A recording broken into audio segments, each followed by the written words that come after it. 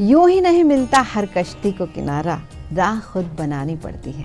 अगर पाना हो अपनी मंजिल तो मायूस होकर पीछे मत हटना, क्योंकि मंजिल को पाने के लिए तो फासले खुद को ही तय करने पड़ते हैं। जी हाँ, बहुत सही बात है, ये बड़ी सच्चाई है इस बात में और इस पर विचार जरूर कीजिएगा। भाग्योदय के सभी दर्शकों को नूपुर शर्मा का नमस्कार और आज के दिन के इस कार्यक्रम में बहुत बहुत स्वागत। आइए पहले जान लें कि आज का पंचांग क्या कहता है। आज दिन है बुधवार, जो बुधदेव का दिन है और गणेश जी का दिन भी है।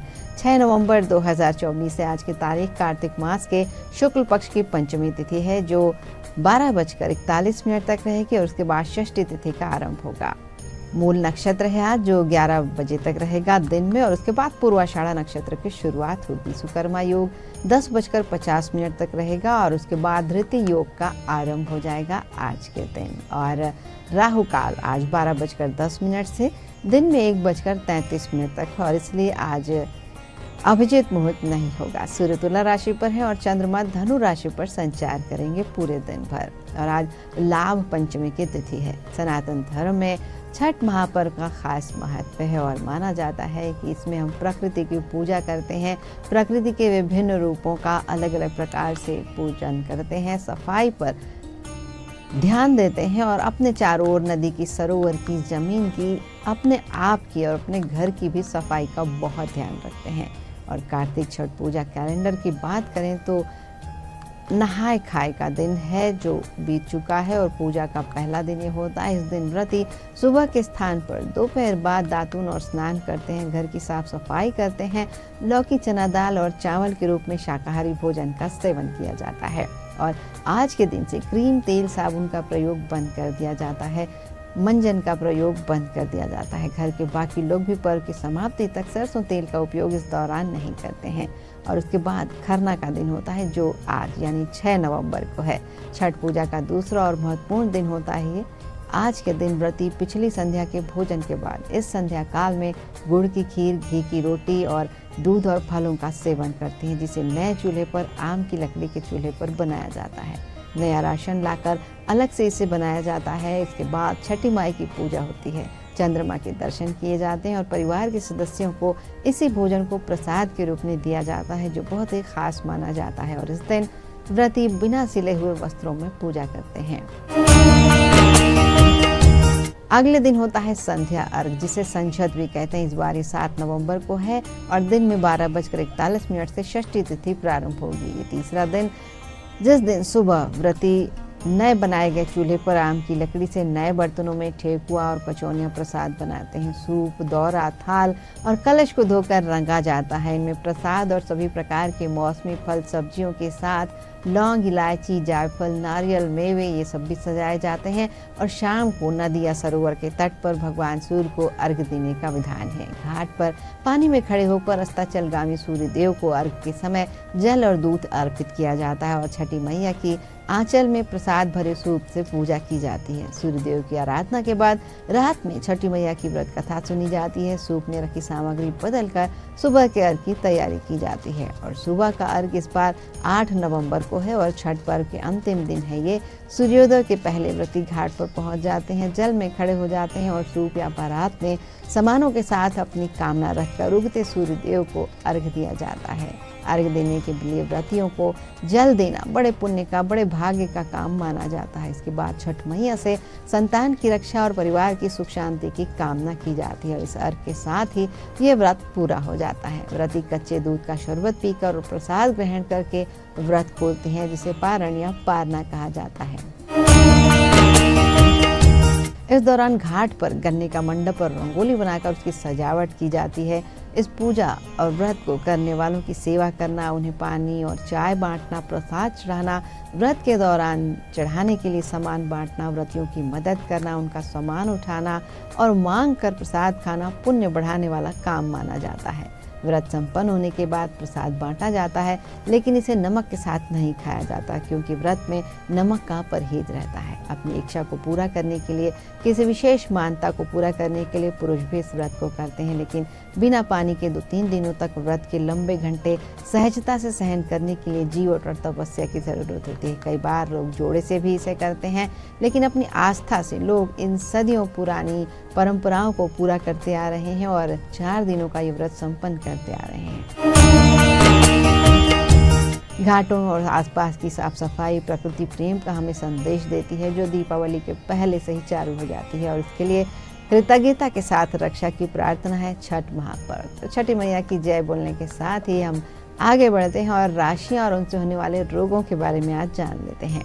जन्म कुंडली के 12 भावों से घटनाओं के आकलन के साथ साथ रोगों की पहचान भी की जाती है और जिस अंग में पीड़ा होती है उस अंग से संबंधित भाव और भाव के स्वामी अपनी दशा, अंतरदशा और गोचर के समय अलग अलग प्रकार के रोग दे सकते हैं। कुंडली के अध्ययन से उसको देखकर हम इनका पूर्वानुमान लगा सकते हैं और मणि मंत्र, औषधि, ग्रह शांति, हवन पूजन से इनको शांत किया जा सकता है। तो सबसे पहले मेष राशि की बात करते हैं। मेष राशि के लोग आमतौर पर स्वस्थ रहते हैं क्योंकि उनका स्वामी ग्रह मंगल होता है, जो बीमारियों से लड़ने में सहायक होता है और आमतौर पर उन्हें सिर संबंधी कष्ट होने का डर रहता है, जैसे सिर दर्द, अनिद्रा, मिर्गी, लकवा। इन्हें चोट और दुर्घटना से भी संभल कर रहना चाहिए। वृष राशि के लोग आराम पसंद होते हैं और इस कारण अपनी जीवन शैली से इन्हें स्वास्थ्य संबंधी परेशानियां आती रहती हैं। अधिक उम्र होने पर इन्हें समस्याएं बढ़ सकती हैं। जीवन शैली को संतुलित रखकर ये लोग बीमारियों से काफी हद तक दूर रह सकते हैं। वृष राशि के लोगों को गले, vocal cord, thyroid, tonsil, pyorrhea, लकवा, जीभ और हड्डियों के रोगों की संभावना रहती है। हालांकि इनके ग्रह अच्छी जगह बैठे हों तो ये लोग अच्छे गायक बन सकते हैं।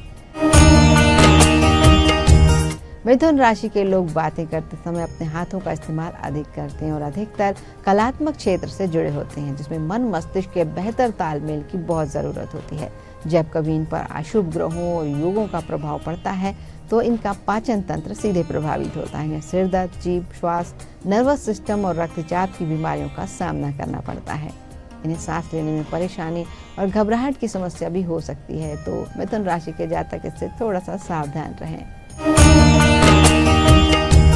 कर्क राशि के जातक चटपटे भोजन के शौकीन होते हैं, जो उनकी परेशानियों का मुख्य कारण होता है। इन्हें हृदय, फेफड़े, स्तन और रक्त संबंधी बीमारियों के प्रति सजग रहने की जरूरत होती है। खान पान संबंधी अन्य परेशानियां भी इन्हें हो सकती हैं जो पेट से जुड़ी हों। सिंह राशि शेर जैसे दिल वाले लोग होते हैं। इस राशि के लोगों का स्वभाव काफी संवेदनशील होता है। अपने मन के मुताबिक काम ना हो तो इन्हें मानसिक रोग होने की संभावना बढ़ जाती है क्योंकि ये घुटते रहते हैं। इसके अलावा इन्हें रीढ़ की हड्डी में चोट लगने की संभावना भी बहुत ज्यादा होती है। कन्या राशि की बात करें तो इस राशि के लोगों को कब्ज की परेशानी रहती है। हड्डियों, मांसपेशियों, फेफड़े, पाचन तंत्र और आंत संबंधी बीमारी होने की भी आशंका इन्हें होती है और इन्हें अपने खान पान पर इसीलिए खास ध्यान देना चाहिए और गैर जरूरी चीजों को शरीर से समय समय पर बाहर करते रहना चाहिए। तुला राशि के जातक अगर संतुलन बना सकते हैं तो इनके लिए बहुत अच्छा होता है, क्योंकि ये संतुलन के लिए ही जाने जाते हैं। तुला का अर्थ ही होता है संतुलन बनाना। त्वचा, पीठ में दर्द के अलावा आंतों से लेकर जांघ तक विभिन्न हिस्सों में इन्हें रोग होने की आशंका रहती है। इसके अलावा इन्हें अस्थमा, एलर्जी और फ्लू की परेशानियां भी हो सकती हैं। राशि चक्र की 8वीं राशि है वृश्चिक राशि। इस राशि के लोगों को प्रजनन अंगों और यौन बीमारियां होने की आशंका अधिक होती है। इन्हें विभिन्न प्रकार के इन्फेक्शन और पाचन संबंधी रोग अधिक होते हैं। ये लोग अपना अवसाद मिटाने के लिए अपने खान पान पर नियंत्रण नहीं रख पाते, जिसका सीधा असर इनके वजन पर पड़ता है। इन्हें अनिद्रा, प्रजनन, मूत्र और रक्त संबंधी रोगों से सचेत रहना चाहिए। अब बात करते हैं 9वीं राशि धनु राशि की। इन्हें पार्टी करना और घूमना बहुत पसंद होता है। ये हर परेशानी का सामना हंस कर लेते हैं और नई जगहों की तलाश में हमेशा रहते हैं। इन्हें कूल्हे, जांघ और लिवर संबंधी परेशानियां हो सकती हैं। और इसके बाद 10वीं राशि मकर की बात करते हैं। मकर राशि में सूर्य कमजोर रहने से इन्हें जीवन में बड़े उतार चढ़ाव का सामना करना पड़ता है। इन्हें हृदय रोग, जोड़ों के दर्द, घुटनों, पैरों की हड्डी टूटने और गंभीर चोट आने, बार बार दुर्घटना का खतरा अधिक होता है और इनकी त्वचा भी काफी संवेदनशील होती है। राशि चक्र की 11वीं राशि है कुंभ राशि। इस राशि के लोगों को किसी भी प्रकार के संक्रमण होने का खतरा अधिक बना रहता है, जिस वजह से इन्हें रक्त और गले संबंधी इन्फेक्शन का सामना करना पड़ता है। इन्हें श्वास, टखने, पैर, कान और नर्वस सिस्टम संबंधी रोग होने की आशंका अधिक होती है। 12वीं राशि है मीन राशि और नकारात्मक ऊर्जा को जल्दी अवशोषित करते हैं मीन राशि के लोग। इस कारण इनकी प्रतिरक्षा प्रणाली प्रभावित होती है। ये लोग किसी भी प्रकार के नशे के प्रति संवेदनशील होते हैं। इन्हें पैरों, लसिका तंत्र, रक्त और आंख संबंधी रोगों से सचेत रहना चाहिए।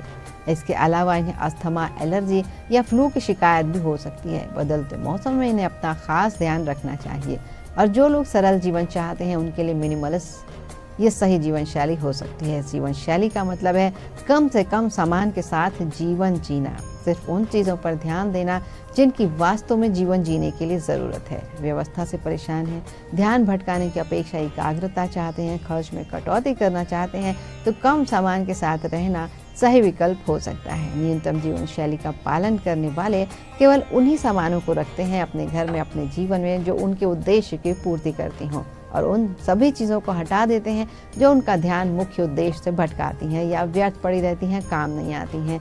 और कई लोग तनाव करने के लिए भी इस जीवन शैली को अपनाते हैं और वैसे भी व्यर्थ की चीज़ें निगेटिविटी को तो बढ़ाती ही हैं, इसीलिए इन्हें हटा देने से पॉजिटिविटी आती है।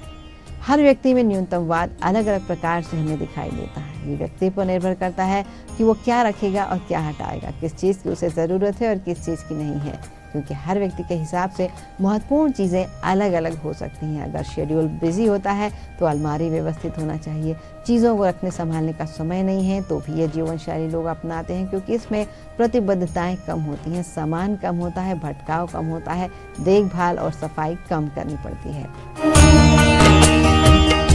और हाल के वर्षों में न्यूनतम जीवन शैली जीना एक लोकप्रिय चलन बन गया है। इसमें अपनी जगह को सरल बनाना और अव्यवस्था को दूर करना, सबसे आवश्यक चीज़ों पर ध्यान केंद्रित करके अपने तनाव को कम करना शामिल है। न्यूनतम जीवन शैली अपनाने से कई लाभ हो सकते हैं, जिसमें सबसे पहली बात है तनाव कम हो जाता है, मानसिक स्पष्टता में सुधार होता है, हम चीज़ों पे फोकस्ड रहते हैं और उत्पादकता में वृद्धि शामिल है। अपने स्थान को व्यवस्थित करके अनावश्यक चीज़ों पर से ध्यान हटा करके आवश्यक चीज़ों पर हम ध्यान केंद्रित करते हैं और अपने मानसिक सुकून को बनाए रखते हैं, जीवन को सरल बनाते हैं, अधिक संतुष्टि हमें मिलने लगती है जीवन में।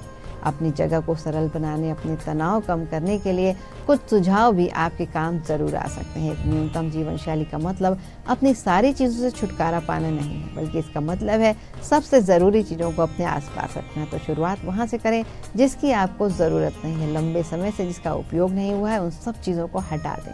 सबसे अच्छा, सबसे पसंदीदा और सबसे आवश्यक, इस नियम का पालन करके चीज़ों को कम करें। जब आपके उपकरणों की बारी आती है तो बहुउपयोगी उपकरण खोजने की कोशिश करें, इन्हें अपने आसपास रखें। उदाहरण के लिए एक टोस्टर जिसमें ओवन, जिसमें एयर फ्रायर का विकल्प भी हो, या फिर एक फूड प्रोसेसर जो ब्लेंडर के रूप में भी आपके काम आ सकता है।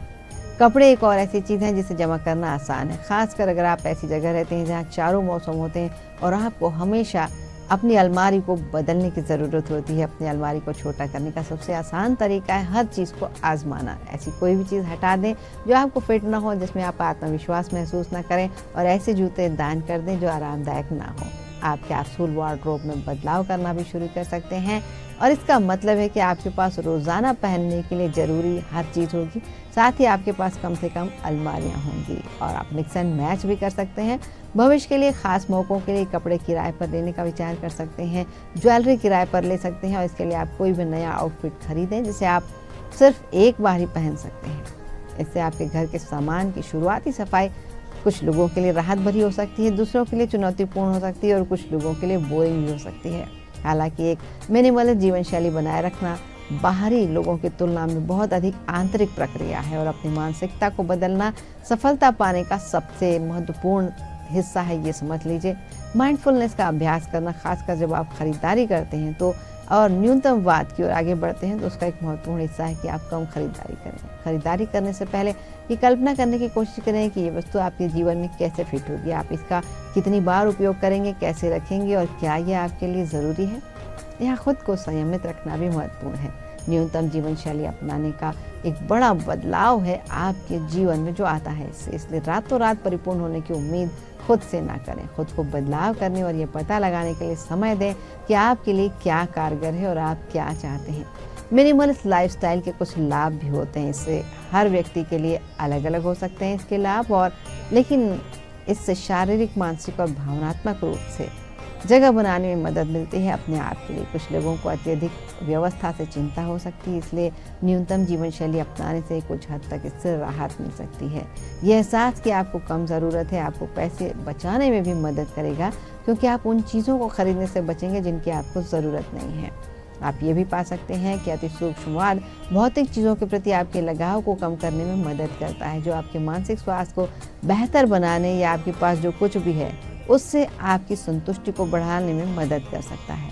और अति सूक्ष्मवाद पर्यावरण के अनुकूल होने का एक और तरीका हो सकता है। खपत और अत्यधिक खरीदारी को कम करना और इसके बजाय उच्च गुणवत्ता वाली कम चीज़ों में निवेश करना खरीदारी करने का अधिक टिकाऊ तरीका है। इस बात पर आप ज़रूर विश्वास करेंगे जब आप अपने आसपास देखेंगे।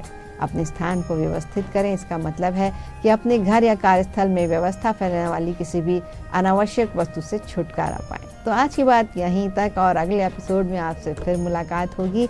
आज से ही छांटना शुरू कर दें और फिर मिलेंगे कल नए एपिसोड के साथ। आज के लिए आप सभी को नूपुर शर्मा का नमस्कार और मंगलमय दिन की शुभकामनाएं।